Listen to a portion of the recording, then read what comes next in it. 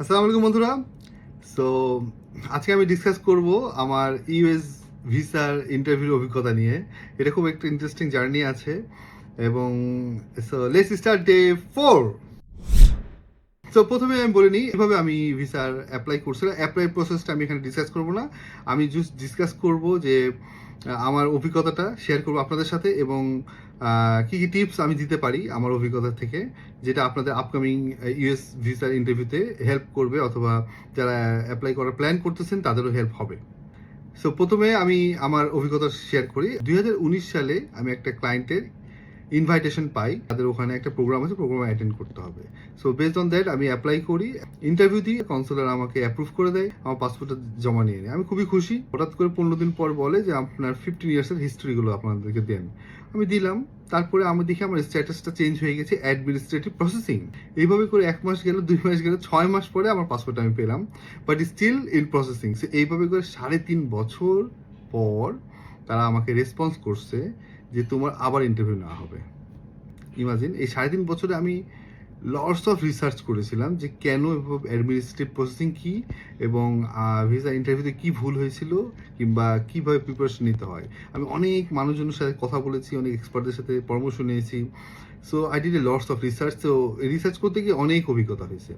So আমি administrative processing নিয়ে এখন কথা বলবো না, এটা অনেক বড়। আপনাদের যদি কোনো কোশ্চেন থাকে আপনি কমেন্ট করতে পারেন, আমি এটা নিয়ে আলাদা একটা পরে ভিডিও বানাতে পারি। বাট আমি এখন আমার ইন্টারভিউতে অভিজ্ঞতা চলে যাই। জেনারেলি যেটা হয়, আপনি কি করেন, কেন যাবেন, কোথায় যাবেন, কিভাবে থাকবেন, দ্যাটস ইট। এইগুলো কোশ্চেনিং করে আর আপনার ফার্স্টবার আমার একটা ডকুমেন্ট দেখতে চেয়েছিল, সেটা হচ্ছে আমার ক্লায়েন্ট ইনভাইটেশন লেটারটা, তার আমি দিয়েছিলাম, দ্যাটস ইট।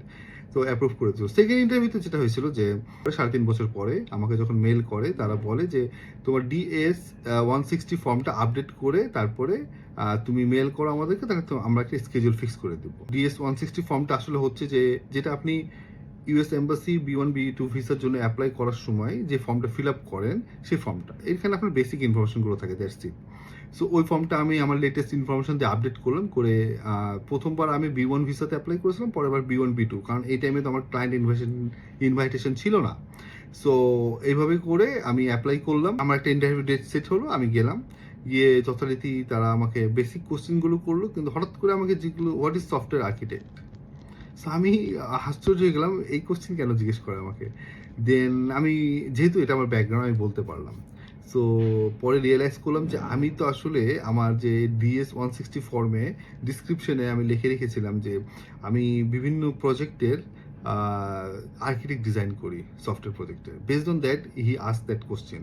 আরেকটা ইন্টারেস্টিং ছিল যে আমি যেহেতু ওটা কাতার ওয়ার্ল্ড কাপে আমি গেছিলাম দেখতে, তো এটা ওয়ার্ল্ড কাপের পরপরই আর কি ইন্টারভিউটা হয়েছিল।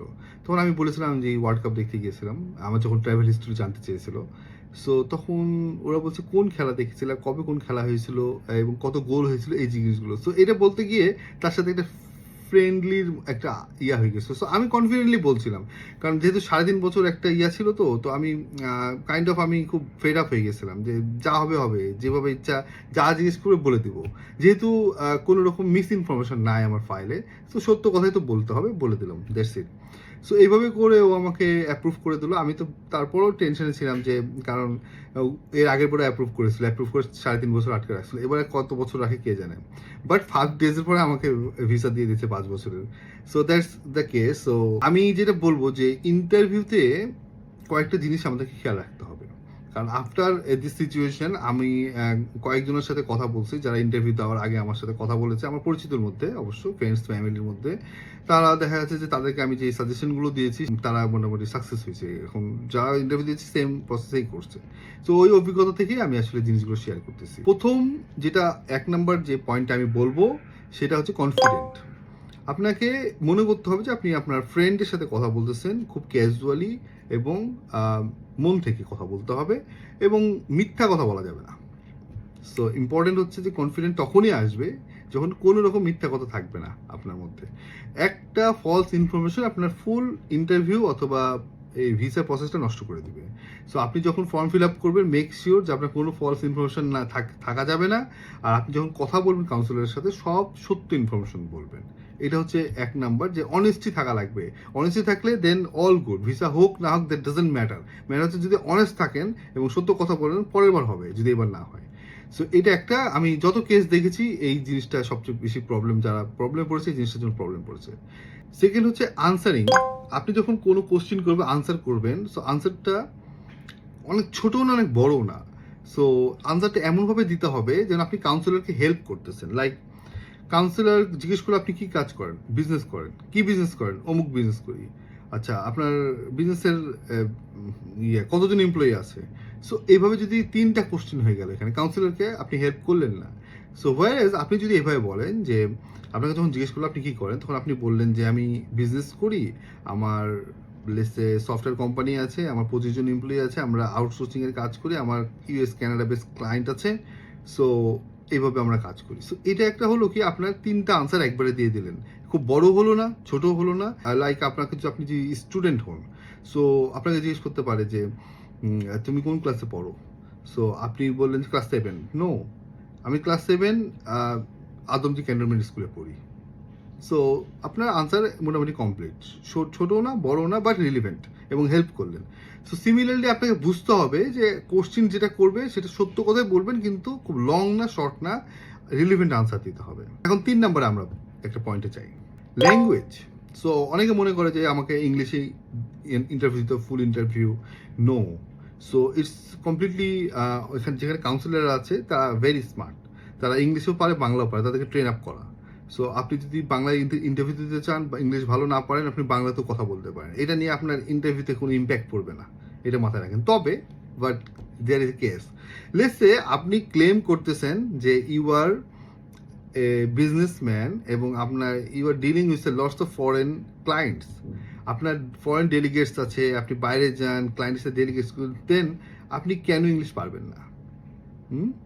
So there is a case. So but আপনি লেটস আপনি একটা বাংলাদেশে কর্পোরেট জব করেন যেখানে বাংলাতেই কাজ ছড়েছে, আপনার ইংলিশ দরকার নাই। সো আপনি বাংলায় আনসার দেন, that's not a problem. But relevant হতে হবে, আপনাকে বুঝতে হবে যে আপনি বাংলায় আনসার দেবেন না ইংলিশে আনসার। তো মোস্ট অফ দ্য কেসে বাংলায় আনসার দেয়া, যদি আপনার মনের কথা আমরা ভালো মতো বলতে পারি বাংলায়, সো বাংলা দিলে এটা দেখা যাচ্ছে 90%ই আপনার সাকসেস রেট আর কি থাকে এখানে, যা আমি দেখেছি আর কি প্রিভিয়াসলি, এবং যত এক্সপার্টের সাথে কথা বলে জানছি। সো এখানে খুব এটা নিয়ে খুব ওরিড হওয়ার কিছু নাই। হ্যাঁ, অনেক সময় দেখবেন যে কাউন্সিলর বাংলাই শুরু করে দিয়েছে। সো এটা নিয়ে ওরিড হওয়ার কিছু নাই। সো আপনি আপনার যদি ইংলিশে প্রবলেম থাকে আপনি বাংলাতে ইন্টারভিউ দিবেন, ইটস নট এ প্রবলেম। ওকে, আমরা এখন নেক্সট পয়েন্টে চলে যাই। আপনার যদি বাচ্চা থাকে আপনার সাথে, এবং বাচ্চা যদি দৌড়াদৌড়ি করে, ছুটাছুটি করে চারিদিকে, তাহলে সে বাচ্চাকে আপনি বকা যাবে না, বাকি ধমক দেওয়া যাবে না, কিছুই করা যাবে না, খালি স্মাইলিং করতে হবে, দ্যাটস ইট। লেটস আপনি কাউন্সিলরকে ইন্টারভিউতে কোশ্চেন করছে, আপনার বাচ্চা আছে, মাইক টেনে দিল। সো আপনি কিছুই বলবেন না, খালি মাইকটা সোজা করে নেবেন আর বাচ্চাকে আদর করবেন, ওদের একবার একটি স্মাইল দিবেন, দ্যাটস ইট। আপনি যদি লেটস আপনি ইন্টারভিউ দিচ্ছেন না, বসে আছে, আপনার কিন্তু কাউন্সিলর কিন্তু সবাইকে দেখতে পাচ্ছে ওখানে, হ্যাঁ, বসে। সো কাউন্সিলর কিন্তু আপনাকে করবে, জাজ করবে। সো এটা ভেরি কেয়ারফুল, বাচ্চা স্পেশালি বাচ্চাদের ক্ষেত্রে। হ্যাঁ, আপনার সাথে যদি বাচ্চা থাকে, এটা কিন্তু মাথায় রাখতে হবে। তো নেক্সট পয়েন্টে যাই। আপনার সামনেই অনেক ইন্টারভিউ চলবে, অনেকে রিজেক্ট হবে, অ্যাপ্রুভ হবে, আপনি কথাও শুনতে পারবেন কি ইন্টারভিউ হচ্ছে, কারণ যেহেতু একটা ওপেন প্লেস, হ্যাঁ, কাচের ওপাশে থাকে, এপাশে মাইক দিয়ে কথা বলে, সব শুনতে পান। সো আপনার সামনের দিকেও রিজেক্ট হয়ে যায়, সো এখানে নার্ভাস হওয়ার কিছু নাই, রিজেক্ট হতেই পারে, আবার সে অ্যাপ্লাই করবে, কিন্তু আপনি নার্ভাস হয়ে গেলেন, আল্লাহ আমি কি বলবো না বলবো, নো, জাস্ট যাবেন, আপনি আপনার মতো থাকবেন, কে কি হচ্ছে না হচ্ছে সেটা দেখার দরকার না, আপনার মাইন্ডসেটটা করতে হবে এরকম, আপনাকে বারবার মাথায় ঢুকা নিতে হবে না, এটা এভাবে হয়, আমি আমারটা বলবো, কে রিজেক্ট হলো কি অ্যাকসেপ্ট হলো, দ্যাট ডাজন্ট ম্যাটার। তো নেক্সট পয়েন্টে যাই। এখন ডকুমেন্ট রাখবেন কিনা, এটা অনেক অনেক বড় বড় কোশ্চেন আসে। হ্যাঁ, কিছু ডকুমেন্ট আপনি রাখবেন, যদি আপনার মনে হয় যে ব্যাংক স্টেটমেন্ট রাখা দরকার, যদি এটা কখনোই আজ পর্যন্ত শুনিনি কেউ দেখতে চেয়েছে। তবে আপনার স্যালারি জানতে চাই, যে আপনি মান্থলি ইনকাম কত করেন, আপনার ইয়ারলি ইনকাম কত, এটা জানতে চাই আপনার পজিশন অনুযায়ী। এটা ছাড়া আর কিছু, এটা আপনাকে অ্যামাউন্ট শুনতে চাই। ওরা তো সাইকোলজিক্যালিও ট্রেনিং থাকে, তো আপনার কথার মধ্যে সে বুঝতে পারে যে আপনি সত্য বলছেন না মিথ্যা বলছেন, এটা একটা। তারপর আপনার যদি মনে হয় যে কিছু, তবে বাচ্চারা গেলে বাচ্চাদের সাথে আপনার বার্থ সার্টিফিকেটগুলো অরিজিনাল কপিগুলো রাখতে পারেন। ইনভাইটেশন লেটারটা ইম্পর্টেন্ট, আরও কিছু ছোটোখাটো ডকুমেন্ট নিতে পারেন, এটা আপনার উপর ডিপেন্ড করছে। তো 99% চান্স আছে আপনার কোনো ডকুমেন্ট দেখবে না। তো নেক্সট পয়েন্টে যাই, ড্রেস আপ। সো আপনি কি ড্রেস পরবেন, এটা একটা অনেক বড় কোশ্চেন থাকে। তো আপনি ড্রেস পরে আয়নার সামনে দাঁড়িয়ে আপনাকে দেখতে যেটা পরে ভালো লাগে, আপনি ওই ড্রেস পরে যাবেন। আপনি যেটা কনফিডেন্ট ফিল করেন, দ্যাটস ইট। আপনার যদি মনে হয় টি শার্ট পরে যাবেন, টি শার্ট পরে যান। আপনি যদি মনে হয় যে না আমি স্যুট পরে যাবো, স্যুট পরে যান। এখন আপনি জুলাই মাসে ইন্টারভিউ চলতেছে, গরম চারিদিকে, ঘেমে যাচ্ছেন, আপনি স্যুট বুট পরে টাই টুই পরে লাগিয়ে ঘেমে আপনি যদি কাউন্সিলের সামনে যান, তা আপনার কি ভালো লাগবে? আপনি কনফিডেন্ট থাকবেন? এটা আপনাকে চিন্তা করতে হবে। সো বেসিক্যালি আপনি একটা ব্লেজার পরতে পারেন আপনার ওয়েদার অনুযায়ী, এবং যদি লেসে আপনি যদি একটা কর্পোরেটে জব করেন হায়ার র্যাঙ্কে, সো আপনি স্যুট না পরলে আপনি ব্লেজার পরতে পারেন, কিংবা ফর্মাল ড্রেস পরতে পারেন। যদি শীতের মধ্যে ইন্টারভিউ হয়, লেসে নভেম্বর, ডিসেম্বর, জানুয়ারি, ফেব্রুয়ারি, মার্চ, তাহলে আপনি হয়তো বা স্যুট পরতে পারেন। So it's depend on your কেউ কেউ আবার স্যুট পরে খুব মানে অস্থির ফিল করে, তো তাদের স্যুট পরার দরকার নাই। হ্যাঁ, লাইক স্টুডেন্টকে কখনোই স্যুট পরে নিয়ে যেন না, ওদেরকে টি শার্ট পরাবেন। স্টুডেন্ট মানে কি, ও টি শার্ট পরবে, কেডস পরবে, ঠিক আছে।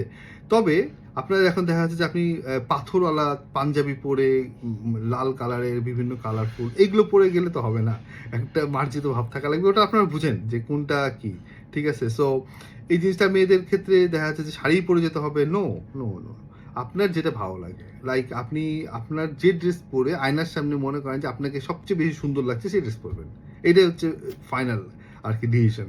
সো আপনি যখন নিজেকে সুন্দর মনে করবেন তখন অটোমেটিক্যালি আপনার কিন্তু কনফিডেন্স গ্রো করবে। সো অল আর রিলেটেড। সো এই ছিল আমার একটা অভিজ্ঞতা। এই আমার ইন্টারভিউ যেহেতু আমি ডিটেল বলতে পারিনি, ভিডিও অনেক লম্বা হয়ে যাবে। আজকে উইকেন্ডও ছিল, আমি খুব সময় পাইনি ভিডিও বানানোর, বাট আমার ছোট্ট একটা অভিজ্ঞতা শেয়ার করলাম এবং টিপসগুলো দিয়ে দিলাম। সো হোপফুলি আপনাদের এই টিপসগুলো কাজে লাগতে, আপনাদের কোনো যদি ইনফরমেশন জানতে হয় আমাকে কমেন্ট করতে পারেন। আমি অনেক রকম 3.5 বছরে অনেক রিসার্চ করেছি, অনেক মানুষের সাথে কন্ট্যাক্ট করেছি। সো অনেক রকম অভিজ্ঞতা আছে অ্যাডমিনিস্ট্রেটিভ প্রসেসিং কিংবা ভিসার প্রসেসটা, এবং এই ফুল প্রসেসটা আমি একাই করেছি, কোনো এজেন্ট কিংবা কারোর মাধ্যমে করি নাই। সো এখানে আমি বলবো যে DS-160 ফর্ম যদি আপনি ফিল আপ করতে পারেন, অবশ্যই আপনি নিজে করবেন, আর যদি না হয় তাহলে অন্য কাউকে দিয়ে করাবেন যাকে আপনি চেনেন এবং যে আপনাকে চেনে আর কি, হ্যাঁ, যাকে আপনি সহজে পাবেন, বাইরের কাউকে দিয়ে করেন না। এটাই আমি লাস্ট সাজেশন দিব। ভালো থাকেন, নেক্সট ডেতে দেখাবে। বাই।